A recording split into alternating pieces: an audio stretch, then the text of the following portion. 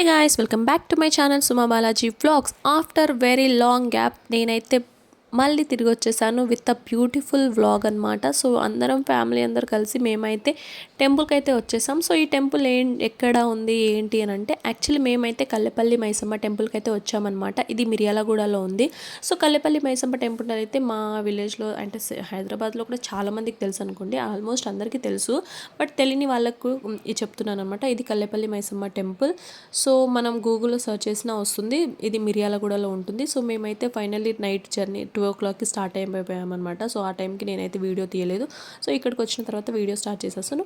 So ఇక్కడికి వచ్చి reach అయిపోయి ఫ్రెష్ అయిపోయి మేమైతే ఇక్కడ టెంపుల్ దగ్గరికి అయితే వచ్చేసామన్నమాట. సో ఇక్కడైతే మాకు కోరికలు తీరినాయి కాబట్టి మేమైతే అమ్మవారికి పొట్టేల్ని అయితే సమర్పిస్తున్నాం అనమాట. సో ఇక్కడైతే ఆ జర్దా కోసం వెయిట్ చేస్తున్నాం.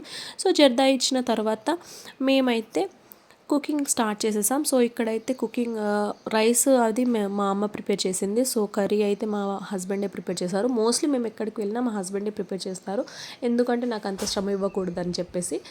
అలా ఏం లేదు, బట్ ఆయననే ప్రిపేర్ చేస్తారు.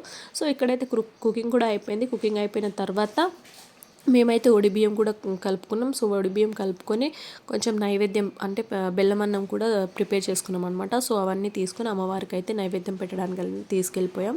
సో అమ్మవారికి నైవేద్యం పెట్టేటప్పుడు అమ్మవారికి అయితే నైవేద్యం సమర్పించడానికి లోపలికి అయితే వచ్చేసామన్నమాట. సో ఇక్కడ మా అత్త మామ అండ్ మా అమ్మ నాన్న అయితే ఒడిబియ్యం సమర్పిస్తున్నారనమాట అమ్మవారికి. సో అందరు కనిపిస్తున్నారు వీడియో, నేను ఎందుకు కనిపించట్లేదు అనుకుంటున్నారేమో. యాక్చువల్ వీడియో దిస్ నేనే కాబట్టి సో నేనైతే కనిపించట్లేదు.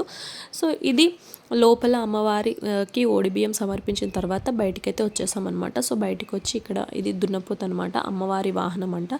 సో ఇక్కడైతే ఈ దున్నపోతుకి మనం ప్రిపేర్ చేసుకున్న నైవేద్యం బెల్లమన్నం అయితే తినిపిస్తున్నాడు మా బావ. సో ఇక్కడ తినిపించి మనం నంది చెవిలో కోరికలు అయితే చెప్పుకుంటాం కదా, సో అలా ఈ దున్నపోతు చెవిలో చెప్పుకుంటే మన కోరికలు అనేది తీరుతాయని నమ్మకము. సో ఇక్కడ దున్నపోతు కింద నుంచి వెళ్తే మన హెల్త్ అవి బాగుంటుంది. సో పిల్లలకి కూడా హెల్త్ బాగుండాలి, స్టడీస్ బాగా రావాలని చెప్పేసి మా పాపను కూడా దాని కింద నుంచి ఒకసారి తీసాం. సో ఫైనల్లీ ఏముంది, తర్వాత అందరం ఫ్యామిలీ అందరం కలిసి ఫొటోస్ దిగేసి మేమైతే రిటర్న్ జర్నీ స్టార్ట్ చేసాం అనమాట.